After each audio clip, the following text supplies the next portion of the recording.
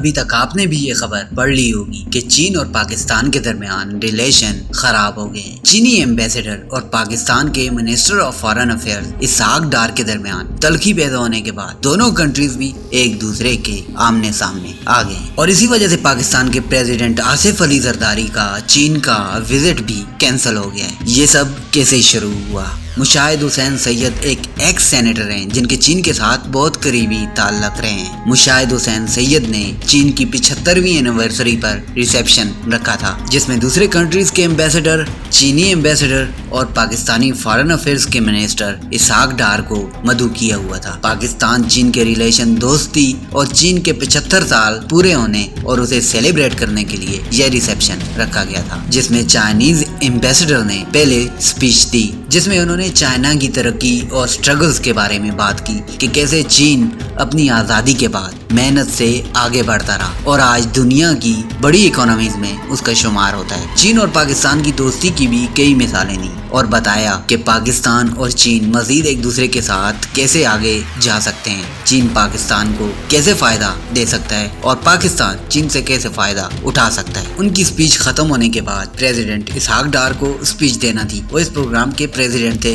اسی لیے آخری اسپیچ ان کو دینا تھی۔ انہوں نے پاکستان چین کے تعلقات اور دوستی کے بارے میں کافی کچھ کہا اور سی پیک اور اس طرح کے کئی اور منصوبوں کے بارے میں بھی بتایا جو آنے والے وقتوں میں دونوں ملکوں کی تقدیر بدل سکتے ہیں۔ اپنی اسی اسپیچ کے دوران انہوں نے بتایا کہ جب وہ پاکستانی پی ایم کے ساتھ چین کے وزٹ پر گئے تھے تو وہاں چینی پریزیڈنٹ نے ہمیں یہ کہا تھا کہ پوری دنیا میں جہاں بھی چائنا کے لوگ کام کرتے ہیں ہم ان کی سیکیورٹی کو سب سے زیادہ پریفر کرتے ہیں اور ان کی سیکیورٹی کے بارے میں بہت زیادہ کنسرنڈ بھی ہوتے ہیں، اور کسی بھی ملک کے اندر اگر ہمارے شہری، ہمارے ورکر یا ہمارے انجینئرز پر حملہ ہوتا ہے یا اس کی جان چلی جاتی ہے تو ہم وہاں پر کام روک دیتے ہیں، اور جب تک وہاں ہمارے شہریوں کو مکمل سیکیورٹی نہ دی جائے ہم وہاں پر کام نہیں کرتے۔ لیکن پاکستان کے معاملے میں ہمارا رویہ بالکل مختلف ہے، ہم پاکستان کو سب سے آگے رکھتے ہیں۔ پاکستان میں ہمارے جو لوگ کام کر رہے ہیں حالانکہ ان پر آئے روز اٹیک ہوتے ہیں، ہمارے درجنوں شہری اب تک وہاں مارے جا چکے ہیں، پھر بھی ہم پاکستان میں کام نہیں روک رہے، نہ ہی ہم روکیں گے، کیونکہ پاکستان اور چین ایک دوسرے کے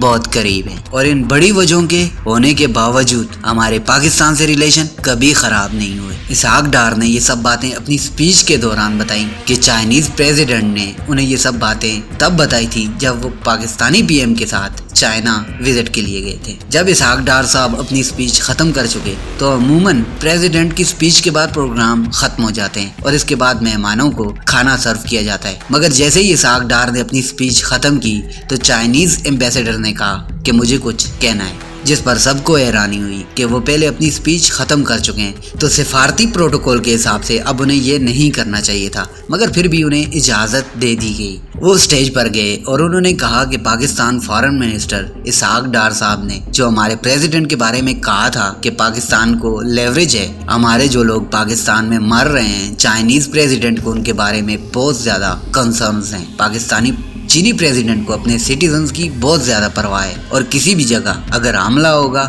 تو ہماری طرف سے کنسرن شو کیا جائے گا، اور پاکستان کے اندر 6 مہینوں میں 2 بار چائنیز سٹیزنز پر حملہ ہوا ہے اور ہمارے لوگ مارے گئے ہیں، ہم اسے ایکسیپٹ نہیں کر سکتے اور پاکستان کو ہر لحاظ سے ہمارے شہریوں سٹیزنز کا خیال رکھنا ہوگا اور انہیں سیکیورٹی دینا پڑے گی۔ پاکستان کو اپنے SOPs بدلنے پڑیں گے تاکہ چائنیز ورکر یہاں کام کر سکیں، اور اگر چینی لوگ ایسے ہی شہید ہوتے رہے تو پاکستان کو ایکسٹرا ایفرٹ بھی کرنا پڑے گی اور چائنیز لوگوں کو خاص سیکورٹی دینا پڑے گی، اور اس کے ساتھ ساتھ جو آرگنائزیشنز پاکستان میں چینی لوگوں کو ٹارگٹ کر رہی ہے ان سب کے خلاف پاکستان کو سخت ایکشن لینا ہوگا اور ان سب کو ختم کرنا پڑے گا۔ اور پھر انہوں نے یہ بھی بتایا کہ سی پیک کے کام کے سلو ہونے کی وجہ یہی ہے کہ چائنیز لوگ یہاں سیکیور نہیں ہیں۔ اب ریسیپشن میں بیٹھے ہوئے تمام لوگ حیران تھے، یہ ایک عجیب سی بات تھی۔ پاکستان فارن منسٹر کی اسپیچ کے بعد چائنیز ڈپلومیٹ کا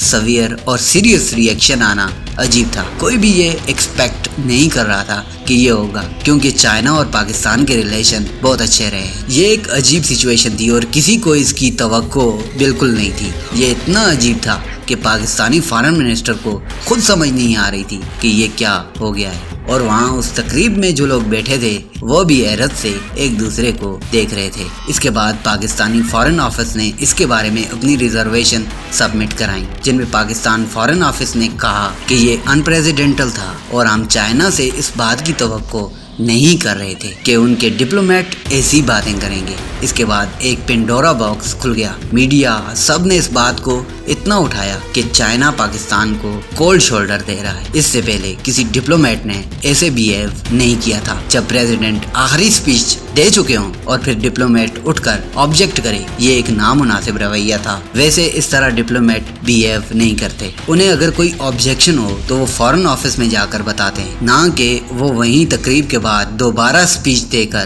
ریئیکشن کروائیں۔ پاکستانی فارن آفس نے چین کو اپنی ریزرویشن بتائیں کہ ہمیں ایک ڈپلومیٹ سے اس طرح کا بیہیویئر ایکسپیکٹڈ نہیں تھا۔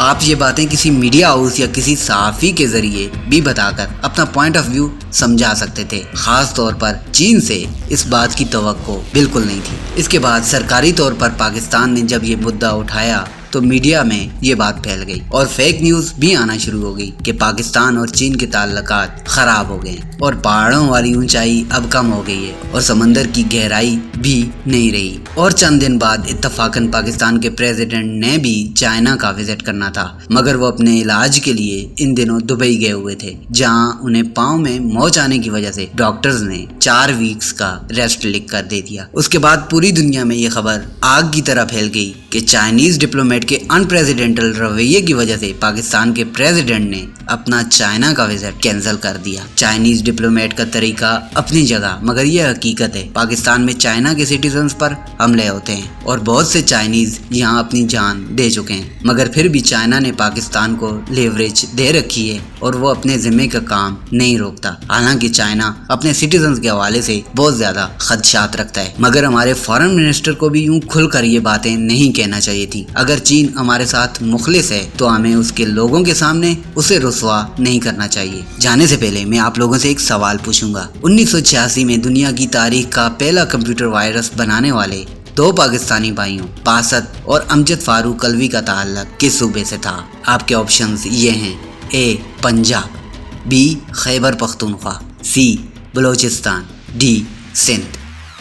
کامنٹ سیکشن میں دیجیے جواب۔ جس کا جواب ٹھیک ہوگا میں اسے رپلائی میں ہارٹ دوں گا تاکہ باقی لوگ سمجھ سکیں کہ صحیح جواب کیا ہے۔ ابھی کسی بھی کمپٹیٹیو ایگزام کی تیاری کرنا ہوا آسان۔ Federal public service commission, Punjab public service commission, Sindh public service commission, Khyber Pakhtunkhwa public service commission, Balochistan public service commission, ETEA, NTS، STS اور تمام کمپٹیٹیو ایگزام کی تیاری کے لیے ہمارے ساتھ جڑے رہیں۔ Keep supporting and subscribe the channel. Thank you.